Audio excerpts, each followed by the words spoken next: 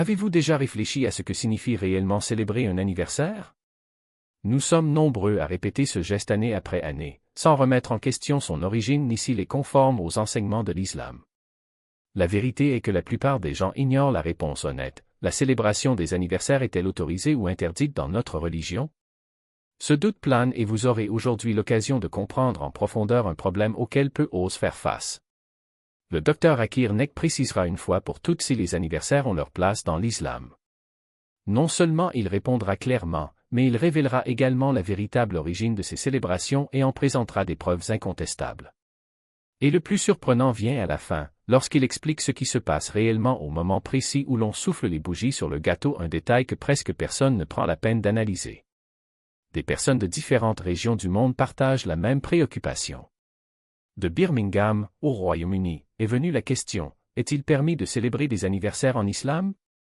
Une sœur nommée Aisha, de Chicago, aux États-Unis, a demandé, si Noël n'est pas accepté en raison de ses pratiques non islamiques, serait-il possible de réunir les membres de la famille le jour de l'anniversaire et de mener uniquement des activités religieuses, comme des conférences ou des commémorations du Coran? Abdul Muaz, du Cachemire sous occupation indienne, a demandé, est-il permis de souhaiter un joyeux anniversaire à quelqu'un? 3 questions, un sujet.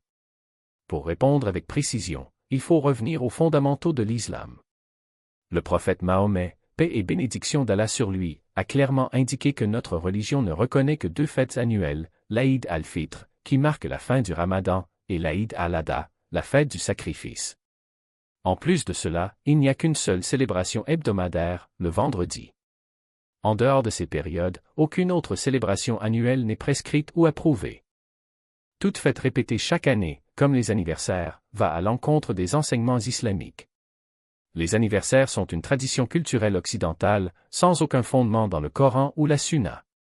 Il n'est donc pas permis de les célébrer, et cela s'applique non seulement aux anniversaires de naissance, mais aussi à d'autres dates inventées, comme les anniversaires de mariage, la Saint-Valentin, la fête des enseignants ou toute autre célébration annuelle. L'islam n'interdit pas de programmer des événements spécifiques, comme un mariage ou une remise de diplôme, tant qu'il n'y a rien de haram. Le problème est de transformer ces moments en rituels annuels. En outre, de nombreuses pratiques courantes en matière d'anniversaire trouvent leurs racines dans des traditions contraires à l'islam. Le gâteau d'anniversaire, par exemple, vient des Grecs de l'Antiquité, qui fabriquaient des gâteaux ronds au miel pour honorer les divinités lunaires, allumant des bougies en guise de culte. En Europe, la tradition est devenue populaire au XVe siècle et nous conservons encore aujourd'hui des symboles païens, des bougies représentant l'âge, les souhaits lorsqu'on les souffle, la croyance en la chance ou les bénédictions. Rien de tout cela n'a rien à voir avec la foi musulmane. Il y a aussi un côté ironique, on parle beaucoup d'hygiène, mais des études montrent que souffler les bougies multiplie le nombre de germes sur le gâteau, qui est ensuite partagé entre les convives. Et ce n'est pas seulement ça. De nombreux anniversaires incluent de la musique, des danses inappropriées, des comportements inappropriés et même des actes contraires à la modestie islamique. Comment concilier cela avec les valeurs de notre religion? La réponse est claire, les anniversaires ne font pas partie de l'islam. Il ne s'agit pas de juger ceux qui les célèbrent, mais de comprendre que notre foi nous a déjà donné les célébrations dont nous avons besoin. Pourquoi se tourner vers d'autres cultures pour trouver ce que nous avons déjà dans notre propre tradition? Réfléchissez-y et prenez votre décision judicieusement. Et ne vous y trompez pas. Même si quelqu'un tente d'islamiser la célébration, en supprimant tout ce qui est interdit et en le remplaçant par des souvenirs religieux, des conférences ou des actes de culte, le problème persiste. Après tout, qu'est-ce qui différencie un anniversaire d'un autre jour? Si nous pouvons faire un sermon, une dua ou une étude du Coran à tout moment, pourquoi choisir précisément le jour de naissance pour le répéter chaque année?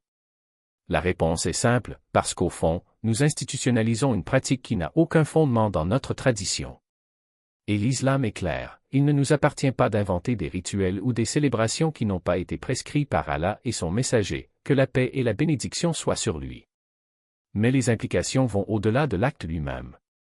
Souvent, ces célébrations deviennent l'occasion d'exalter des personnalités qu'il s'agisse de chefs religieux, de personnalités influentes ou encore de prophètes. Lorsqu'il s'agit de messagers d'Allah, comme le prophète Issa, que la paix soit sur lui, le risque est encore plus grand, l'exaltation peut facilement glisser vers l'excès, se rapprochant du shirk, même de manière subtile. Et lorsque l'accent est mis sur des personnes vivantes, hommes politiques, artistes ou gourous, spirituels, le danger est le culte de la personnalité, ce que l'islam condamne fermement. Notre culte doit être exclusif à Allah. Toute pratique qui, même indirectement, tourne le cœur vers la glorification des êtres humains doit être fermement évitée. Maintenant, pensez au fait de souhaiter « joyeux anniversaire ». Si la célébration elle-même n'est pas autorisée, comment pouvons-nous justifier son encouragement? En félicitant quelqu'un, vous validez en fait une pratique qui n'a aucun fondement dans notre foi. Et plus encore, réfléchissez à la vraie signification d'un anniversaire. À notre naissance, Allah a déjà déterminé le temps que nous aurons dans ce monde. Chaque année qui passe n'est pas une addition à la vie, mais une soustraction. Lorsque nous soufflons les bougies, nous sommes en fait à un an de la fin. Pour le musulman, cela devrait être un rappel de la brièveté de l'existence, un appel à la gratitude et à la préparation à une rencontre avec le Créateur et non l'occasion de célébrations vides de sens. Célébrer le simple passage du temps n'a pas de sens d'un point de vue islamique. Ce qui mérite d'être célébré, ce sont les bonnes actions, l'obéissance à Allah, la recherche de la connaissance et la proximité avec lui. Un anniversaire ne représente aucun de ces mérites. Même si l'on ignore cette réflexion sur la mort, le principe reste inchangé. Si la célébration n'est pas autorisée, y participer ne serait-ce qu'en parole n'est pas non plus approprié. De plus, la plupart des anniversaires sont aujourd'hui associés à des éléments clairement interdits, la musique, la danse, les comportements immoraux et, dans certains cas, même la superstition. Tout cela renforce la nécessité de prendre nos distances. En tant que musulmans, nous devons être conscients des pratiques culturelles qui ne font pas partie de l'islam. Notre mission est d'aligner nos vies, nos célébrations et nos habitudes sur la sunna, et non sur les traditions d'autres cultures. L'islam n'a pas besoin d'imiter les coutumes étrangères pour être complet. Il propose déjà un système parfait, équilibré et suffisant pour célébrer ce qui compte vraiment. En nous limitant à ce qui a été établi par Allah et son messager, que la paix et la bénédiction soient sur lui, nous protégeons notre foi, notre identité et notre spiritualité. Que Allah nous guide vers le bien et nous éloigne de tout ce qui nous éloigne de lui. Amin.